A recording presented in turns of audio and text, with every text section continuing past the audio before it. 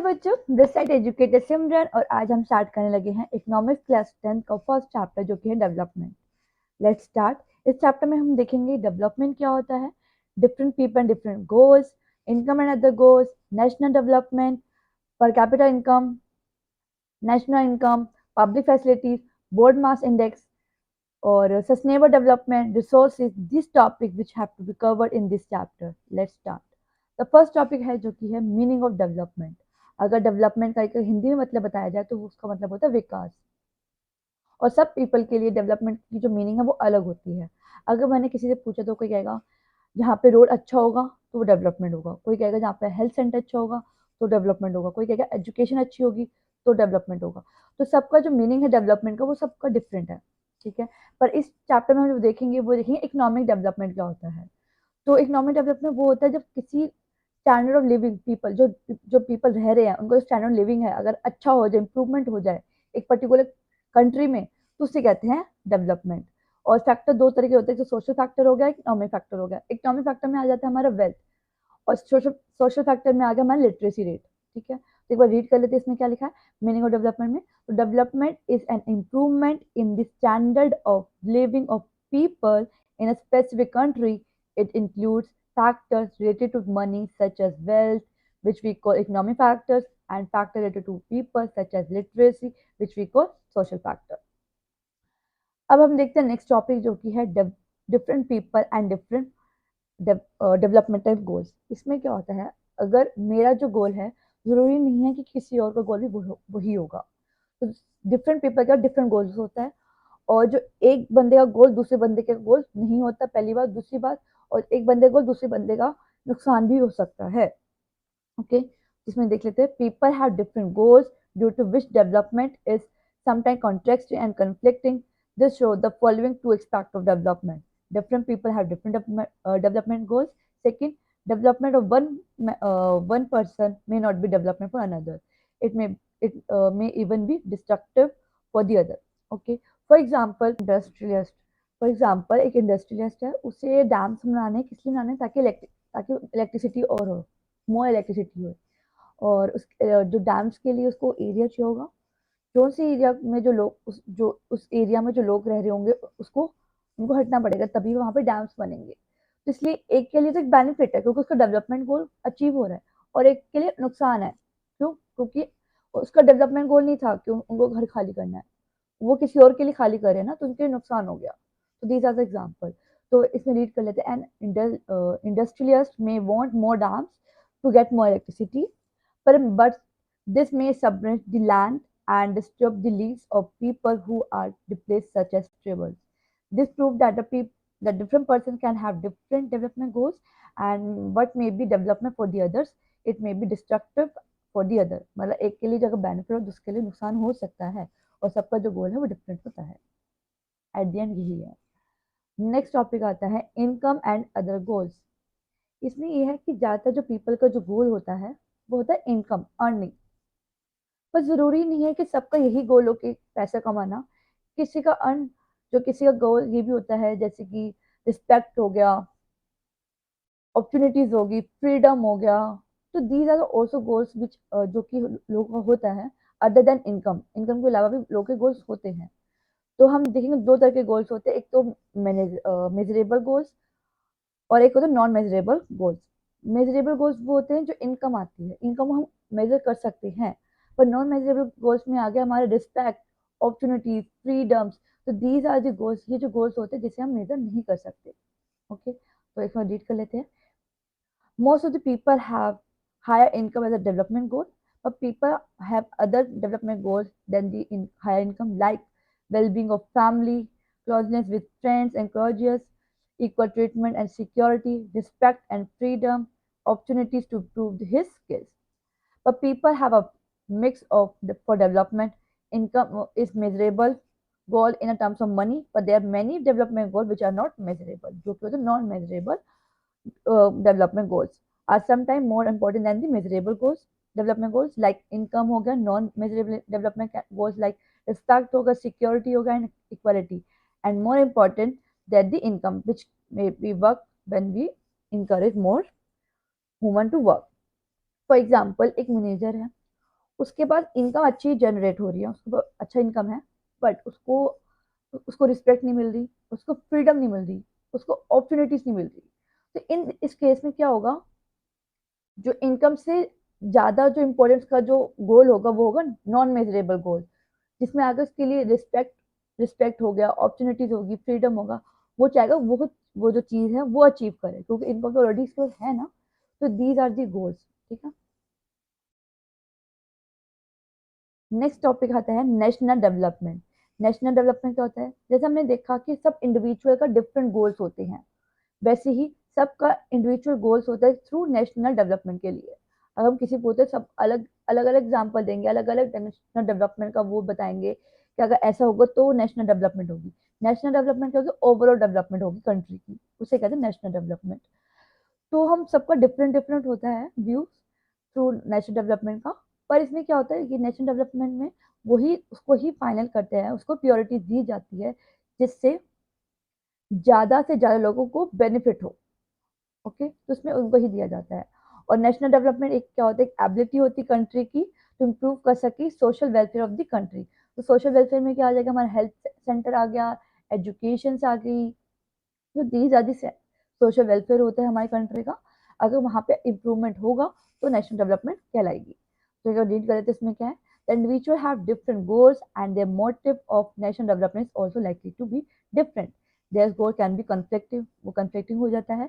Under national development, priority is given to those goals which benefit a large number of people to choose a fair and just path that benefit of a large number of people is required for national development. National development, it is the ability of a country or countries to improve कर सके social welfare of the people. तो ये हो गया हमारा national development. Next आता है comparison of countries और स्टेट्स। तो इसमें दो चीजें कंपेयर करेंगे, एक तो थ्रू नेशनल इनकम और एक करेंगे थ्रू पर कैपिटा इनकम। जो नेशनल इनकम होता है उसे हम टोटल इनकम भी कहते हैं।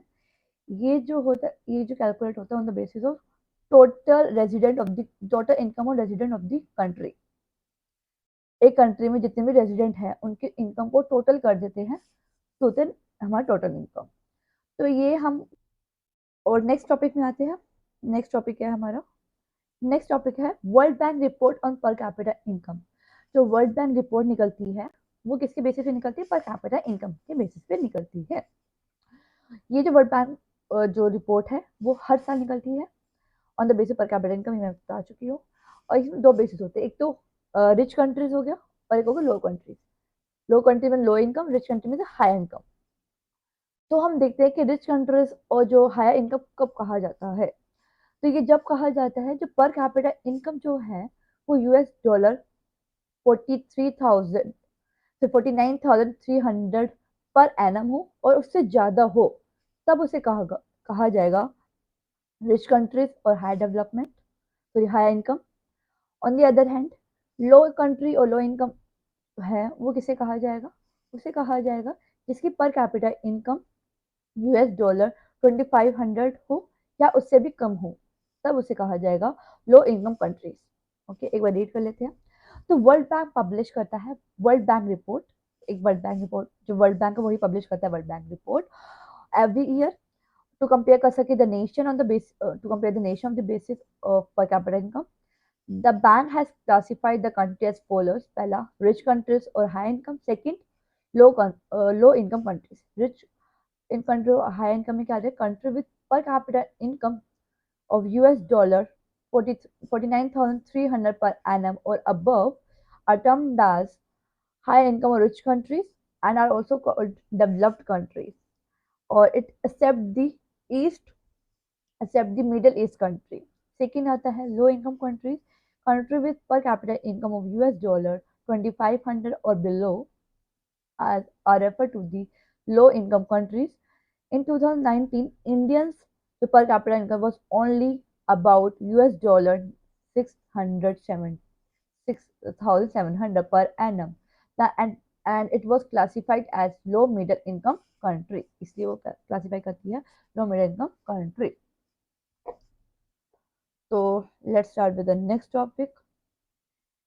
नेक्स्ट टॉपिक में हम देखेंगे कि इंफिनिटी मोटिलिटी रेट क्या होता है, लिटरेसी रेट क्या होता है, और नेट अटेंडेंस रेशियो क्या होता है? Starting with the first topic, first point जो कि है इन्फिनिट मोर्टेलिटी रेट, जिसे हम IMR भी कहते हैं।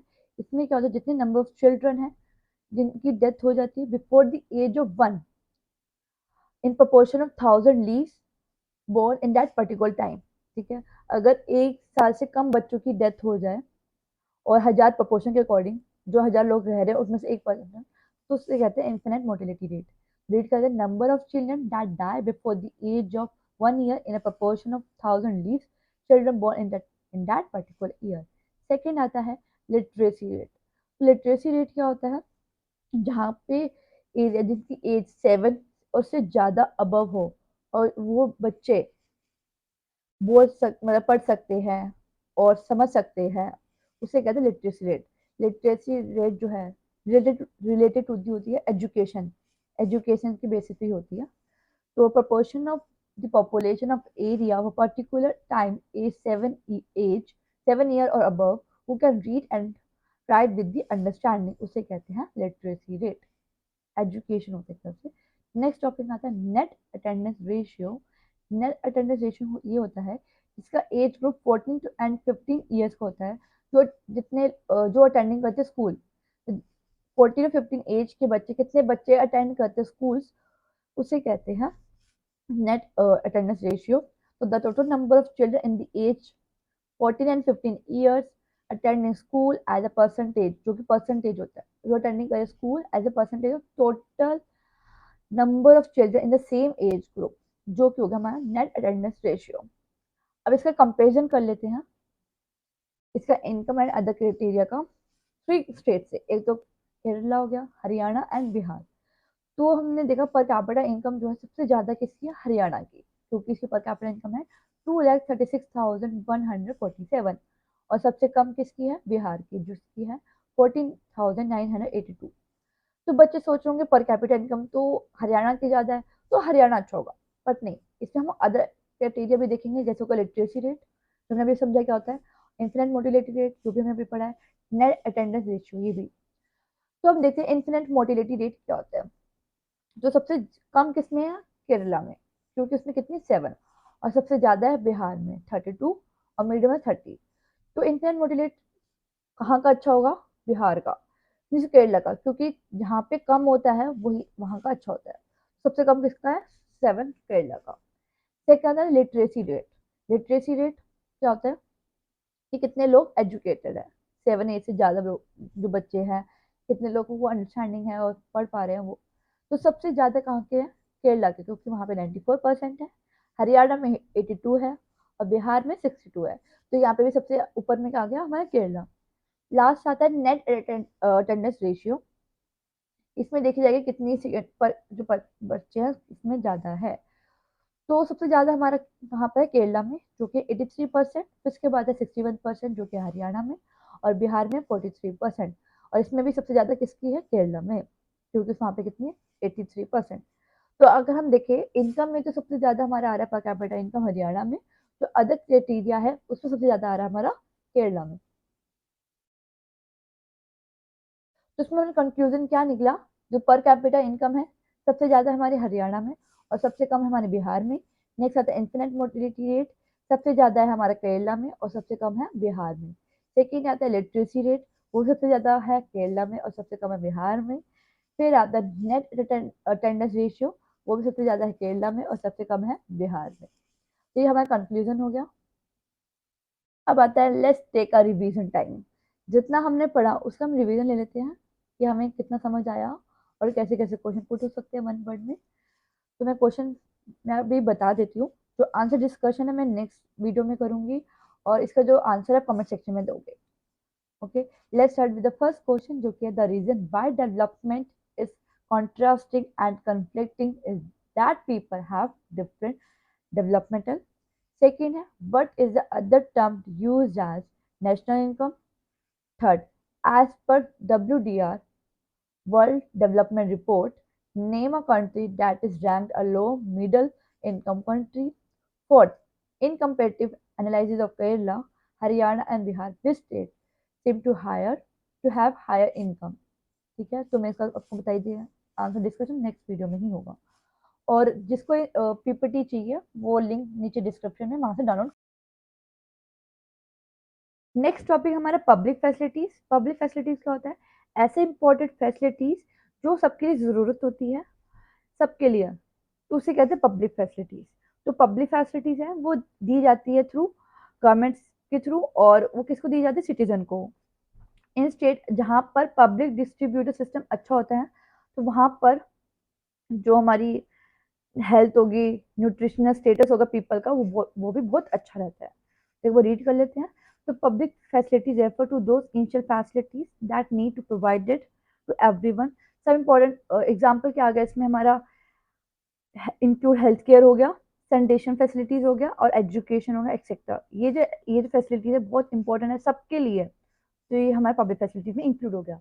तो पब्लिक फैसिलिटीज आर दो services provided by the government to the citizen, और in state where the public distributor where is a good public distributor system, the health and nutritional status of people is better. अब आता है next topic जो कि है body mass index.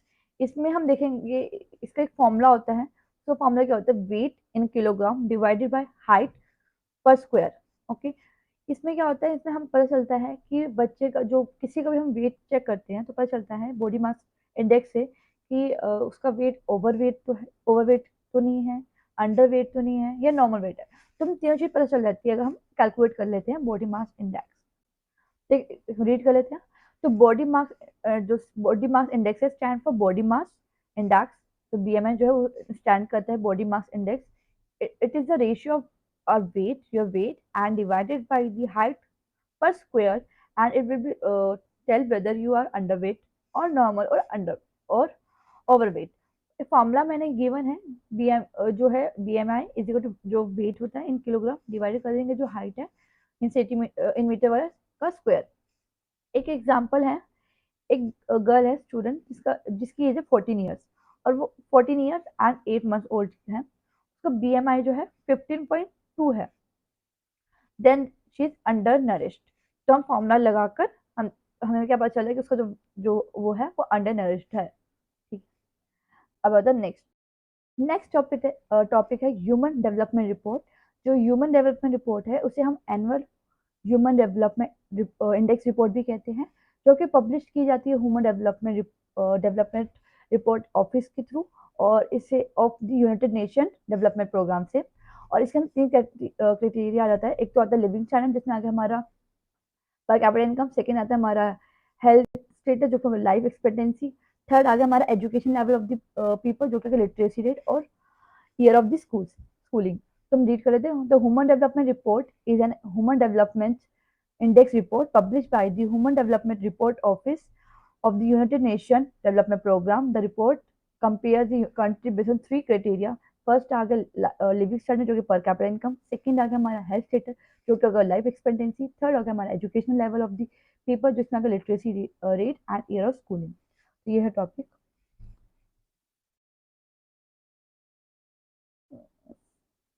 तो हम देखते हैं जो हमारा इंडिया है ऑक्युपाइज करता है 130th rank in human development report index 2018 में, इन 2018। ओके, ये याद कर लेना इंपॉर्टेंट है। नेक्स्ट टॉपिक है सस्टेनेबल डेवलपमेंट। सस्टेनेबल डेवलपमेंट को सबको ही पता होगा क्या मतलब होता है, हमने क्लास 9th में पढ़ा हुआ है, तो फिर भी बता देते हो। सस्टेनेबल डेवलपमेंट वो होता है अगर हम कोई ऐसी डेवलपमेंट जिसका जो हमारी आज की जो नीड है, प्रेजेंट नीड है, वो अफेक्ट नहीं करेगी हमारे फ्यूचर नीड को, उसे कहते हैं सस्टेनेबल डेवलपमेंट। तो let's start. So sustainable development is a development that meets the need of the present without compromise. वो compromise नहीं करेगी the ability of the future generation to meet their own needs. हमारे future की needs है उसको compromise नहीं करेगी, जो हमारी प्रेजेंट नीड है उसे कहते हैं सस्टेनेबल डेवलपमेंट। इसमें रिसोर्सेज आ जाते हैं, दो रिसोर्सेज होते हैं, नॉन रिन्यूएबल रिसोर्सेज, एक होता है रिन्यूएबल रिसोर्सेज। जो नॉन रिन्यूएबल रिसोर्सेज होते हैं वो बहुत लिमिटेड रिसोर्सेज होते हैं, और वो जो खत्म जिसकी जो स्टॉक है बहुत कम होता है, और वो बहुत जल्दी खत्म हो रहे हैं, फास्ट बहुत जल्दी खत्म हो रहे हैं। और इसमें हमारा आ जाएगा एग्जांपल पेट्रोल हो गया, कोयल हो गया, दीज आर एग्जांपल है जो कि बहुत जल्दी खत्म हो रहे हैं और बहुत लिमिटेड है। सेकेंड आता है रिन्यूएबल रिसोर्सेज। ये वो रिसोर्सेज है जो कि अनलिमिटेड है और जो लोग ओवर यूज करते हैं और ये जो है एंड टाइम तक हम यूज कर सकते हैं। तो लाइक इसमें आ गया ग्राउंड वाटर इन इंडिया और exhaustion of natural resources. Read कर लेते हैं. Non-renewable resources are getting exhausted fast. These resources cannot be replenished. And there is a fixed stock only. जैसे मैंने एग्जाम्पल बताई चुकी, कोयल हो गया, पेट्रोलियम हो गया. नेक्स्ट आता है renewable resources like ground water is overused. The sustainable development is there to reduce their overuse. Some example of overuse of resources like ground water in India or exhaustion of natural resources. ठीक है. तो sustainable development क्या करता है, जो हमारे पास renewable resources है जो अनलिमिटेड है उसको लिमिटेड अच्छे तरीके से यूज करता है, यूटिलाइज करता है, ताकि जो हमारी आज की नीड है वो कॉम्प्रोमाइज ना कर सके हम फ्यूचर नीड को. ठीक है, तो हमारी हेल्प करता है सस्टेनेबल डेवलपमेंट दोनों चीजों में, नॉन रिन्यूएबल रिसोर्सेज में भी और रिन्यूएबल रिसोर्सेज में भी. नेक्स्ट टॉपिक, नेक्स्ट है हमारा रिवीजन टाइप. जो हमने अभी तक पढ़ा उसका एक रिवीजन ले लेते हैं, quick revision. First question, to compare nutritional level is use. Second, identify the term that refers to reducing the use of natural resources with the aim to save for the net future. Third है, which state or region are fast depleting their groundwater reserves. तो ये इसका जो answer discussion है मैं next video में करूंगी, और इसके जो आंसर है आप कमेंट सेक्शन में दे देना. यहीं भी कंप्लीट होता है डेवलपमेंट, और इसकी जो पीपीटी है आपको डिस्क्रिप्शन में मिल जाएगी. कोई भी डाउट हो तो कमेंट सेक्शन जरूर पूछ लेना. और मैं चाहती हूँ कि मुझे बता दो कि मैं नेक्स्ट चैप्टर कौन सा लाऊं. और मेरा मेरा मानना ये है कि यूट्यूब में बहुत सारे लोग हैं जिन्होंने first chapter second chapter upload कर चुके हैं, वो जो लास्ट के चैप्टर है वो नहीं अपलोड हुए. तो मैं चाहती हूँ कि मैं लास्ट के चैप्टर फर्स्ट मैं पहले अपलोड करूँ, ताकि सही रहेगा तुम्हारे लिए, क्योंकि हाफ ईयर सबके हो चुके हैं तो स्टार्टिंग के चैप्टर आप कर चुके हो. जो हाफ ईयर के बाद जो चैप्टर्स आते हैं जो आपने नहीं करे, मैं चाहती हूँ वहाँ से स्टार्ट करूँ. बाकी आप मुझे कमेंट सेक्शन में बताएंगे कौन सा चैप्टर मैं लाऊं, मैं वो ले आऊंगी. ओके. और जिस बच्चों ने मेरे चैनल को सब्सक्राइब नहीं करा तो please subscribe my channel. Thank you. Bye.